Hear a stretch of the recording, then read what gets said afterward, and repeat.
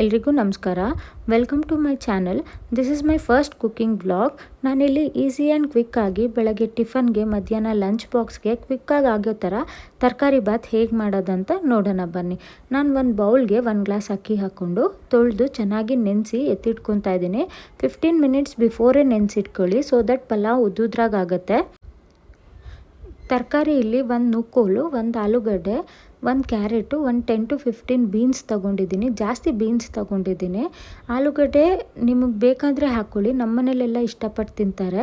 So 1 ಆಲೂಗಡ್ಡೆ ಹಾಕ್ಕೊತಿದ್ದೀನಿ. ಆಲೂಗಡ್ಡೆ ಬೇಡ ಅನ್ನೋರು ಸ್ಕಿಪ್ ಮಾಡ್ಬೋದು.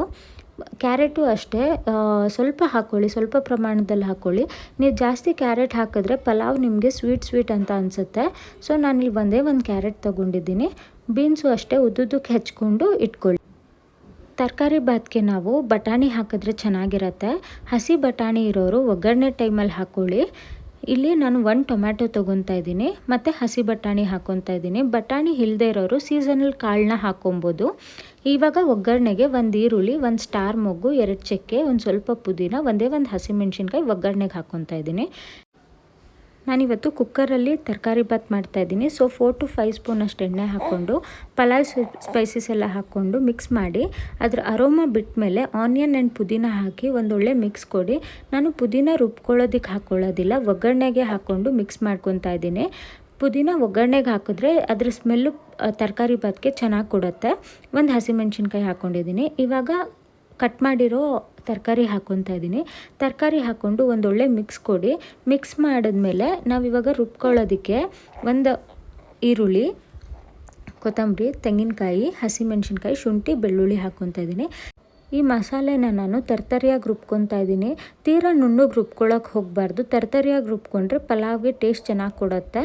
ಇವಾಗ ನಾನು ತರಕಾರಿ ಏನು ಬೇಯ್ತಾ ಇದೆಯಲ್ಲ ಅದಕ್ಕೆ ಒಂದೇ 1 ಟೊಮ್ಯಾಟೊ ಹಾಕ್ಕೊತಾ ಇದ್ದೀನಿ. ಟೊಮ್ಯಾಟೊ ಹಾಕ್ಕೊಂಡು ಮಿಕ್ಸ್ ಮಾಡಿದ್ಮೇಲೆ ಟೊಮ್ಯಾಟೊ ಬೆಂದಿದೆ ಅನ್ನೋ ಟೈಮ್ಗೆ ಮಸಾಲ ಆ್ಯಡ್ ಮಾಡ್ಕೊತಾ ಇದ್ದೀನಿ. ಮಸಾಲ ಆ್ಯಡ್ ಮಾಡಿಕೊಂಡು ಅದು ಮಸಾಲೆದು ಹಸಿ ವಾಸನೆ ಹೋಗೋವರೆಗೂ ಹುರ್ಕೊಳ್ಳಿ. ಮಸಾಲೆನ ತರಕಾರಿ ಜೊತೆ ಮಸಾಲೆ ಮತ್ತು ತರಕಾರಿ ಮಿಕ್ಸ್ ಆಗಬೇಕು, ತರಕಾರಿಗೆ ಮಸಾಲೆ ಹಿಡಿಬೇಕು, ಅಲ್ಲಿವರೆಗೂ ಮಿಕ್ಸ್ ಮಾಡಿಕೊಡಿ. ಈ ಥರ ಒಂದು ಮಿಕ್ಸ್ ಮಾಡಿಬಿಟ್ಟು ಅದನ್ನು ಕುದಿಯೋದಕ್ಕೆ ಬಿಡಿ. ತರಕಾರಿನ ಈ ಥರ ಕುದೀತಾ ಇರ್ಬೇಕಾದ್ರೆ ಸೈಡಲ್ಲಿ ಎಣ್ಣೆ ಬಿಟ್ಕೊಳ್ಳುತ್ತೆ. ಆ ಟೈಮಲ್ಲಿ ನೀರು ಆ್ಯಡ್ ಮಾಡ್ಕೊತಾ ಇದ್ದೀನಿ. ನಾನು ಬಿಸಿ ನೀರು ಆ್ಯಡ್ ಮಾಡ್ತಾಯಿದ್ದೀನಿ, ಸೊ ದಟ್ ಕ್ವಿಕ್ಕಾಗಿ ಆಗುತ್ತೆ. ನಮಗೆ ಪಲಾವ್ ಅಥವಾ ರೈಸ್ ಬಾತ್ ಏನು ಮಾಡ್ತೀವಲ್ಲ ಅದಕ್ಕೆ ಕ್ವಿಕ್ಕಾಗಿ ಆಗುತ್ತೆ. ಈ ಕುದಿ ಬರೋ ಟೈಮಲ್ಲಿ ಒಂದು ಸ್ವಲ್ಪ ಸಾಲ್ಟ್ ಆ್ಯಡ್ ಮಾಡ್ತಾಯಿದ್ದೀನಿ. ಸಾಲ್ಟ್ ಆ್ಯಡ್ ಮಾಡಿ ಈ ಥರ ಕುದೀತಾ ಇರ್ಬೇಕಾದ್ರೆ ಅಕ್ಕಿ ಆ್ಯಡ್ ಮಾಡ್ತಾಯಿದ್ದೀನಿ. ಅಕ್ಕಿ ಹಾಕಿ ಒಂದು ಸ್ವಲ್ಪ ಮಿಕ್ಸ್ ಮಾಡಿದ್ಮೇಲೆ 1 ವಿಷಲ್ ಕೂಗಿಸಿ ಸಾಕು. ಇವಾಗ ಇಲ್ಲಿ ಪಲಾವ್ ಆಗಿದೆ. ಇದಕ್ಕೆ ಒಂದು ಮಿಕ್ಸ್ ಕೊಟ್ಟರೆ ಪಲಾವ್ ರೆಡಿ.